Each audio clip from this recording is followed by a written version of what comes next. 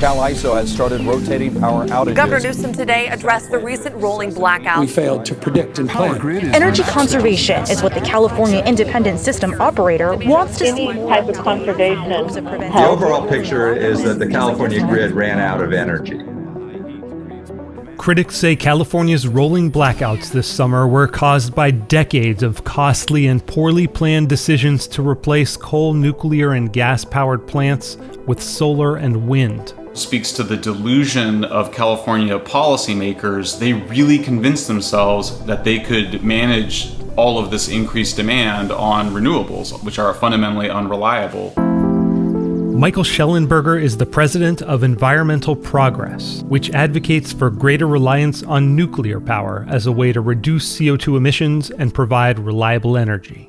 California banned the construction of new nuclear reactors in 1976 and has been incentivizing companies to close older plants by piling on burdensome regulations ever since. Shellenberger says this loss has made California more susceptible to blackouts. We were looking at about a 4,000 megawatt shortfall. The two nuclear plants, the one that shut down and the one they want to shut down, total 4,400 megawatts. So it would have just provided the energy that we didn't have. The other thing is that the nuclear plant, unlike the solar farms or the wind, is reliable like 92% of the year. The only times you can't have it is when you're adding new fuel to the plant. Policymakers also started closing down natural gas plants because they produce more CO2 emissions than wind and solar, ignoring warnings that doing so would lead to shortages. And Governor Gavin Newsom recently signed an executive order asking the state legislature to ban fracking for oil and gas. But the problem with wind and solar is that they only provide consistent energy under optimal weather conditions. And they just shut down too many of them. There's a lot of fancy dancing to explain how it wasn't a result of renewables, but it was fundamentally that the sun goes down at the exact moment that peak demand starts to climb. But a major operator of California's grid says that it wasn't renewables like wind and solar that caused the blackouts, but a lack of easily accessible backup energy. Renewables have not caused this issue.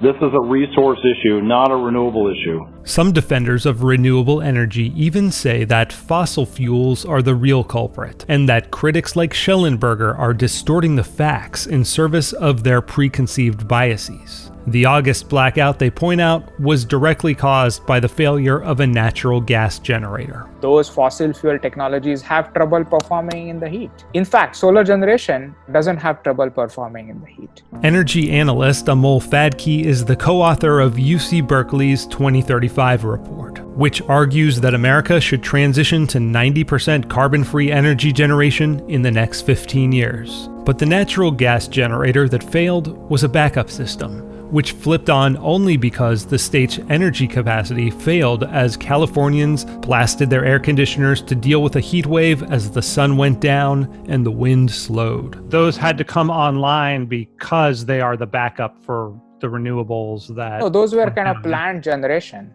Okay. The way you plan the power system is that you know the sun is going to set.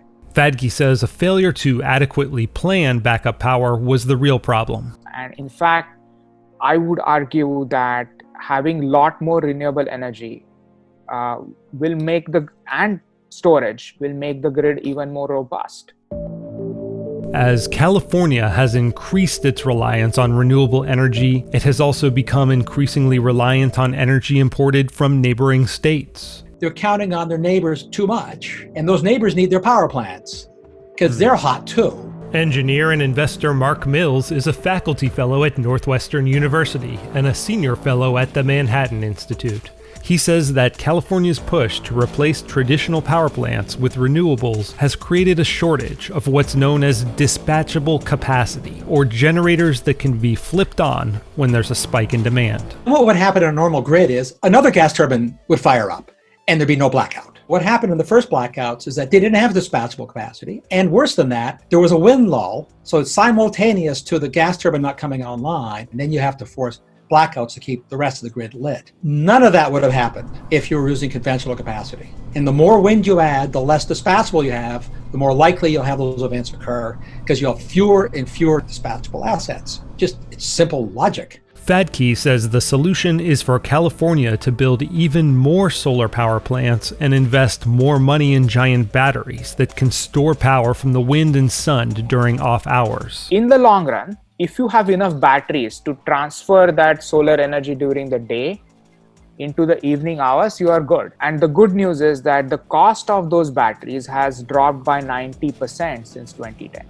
The constant babbling about batteries is an embarrassing failure to understand arithmetic. Mills has calculated that storing a barrel of oil's worth of energy in a battery costs at least 100 times as much, and that it would take about 1,000 years for the world's largest battery factory to produce enough to store 2 days' worth of America's energy needs. Batteries are never going to get cheaper to store energy than storing oil in a barrel until we develop a room temperature superconductor, which doesn't exist. Could exist in theory, and could become cheap in theory sometime.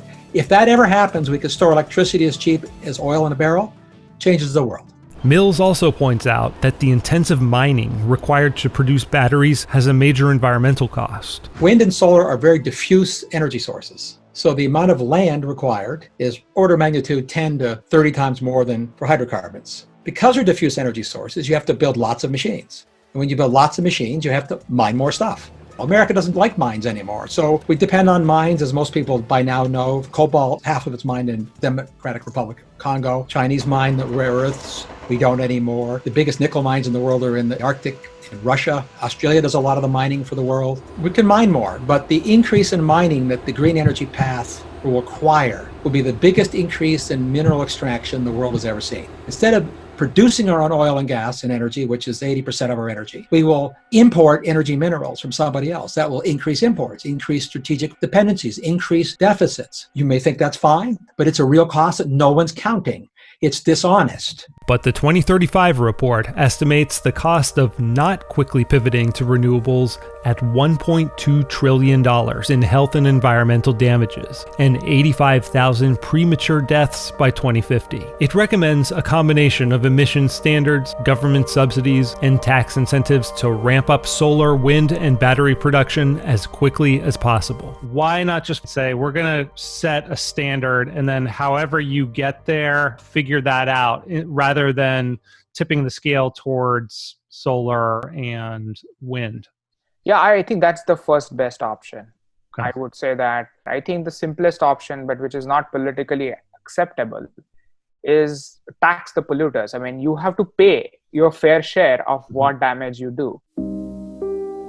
But Shellenberger says that nuclear would provide the clean and abundant energy that both sides want, if only California and other states would stop creating incentives for them to close down and allow new ones to open up. Just keeping the nuclear plants online would have kept prices down significantly. If California had a vision of being like France, 75% nuclear, getting our cooking and heating from electricity, well, that could be a very good deal for both consumers and the natural environment, but nobody's talking about that. And Mills says that, ironically, the technological innovations that would be required to fulfill the environmentalists' dreams rely on continuing to have abundant energy right now. If you want to go from propellers to jet engines, if you want to go from combustion to nuclear fission, if you want those kind of phenomenology changes, if you want to store electricity as cheap as we store oil, you need a different, whole new solution. We always have new discoveries, but they don't come from directed development where a government says, make that wind turbine better, build me more wind turbines. To get the kinds of shifts that people are talking about in society, to get something as profound as discovering of nuclear fission, takes discoveries in basic science. So you produce energy at the least possible cost to have as much profit to invest in basic science and invest in adaptation and resilience. There's a respectable chance a lot of America will follow in California's path. I think that's the path we're on. This is what their plan is. So if you are concerned about the blackouts, the six-fold increase in electricity prices, the bad management of our electrical grid that causes fires in places where we should have less fires, not more, then yeah, you should be concerned about what's happening in California and not want it to be imposed on the rest of the US.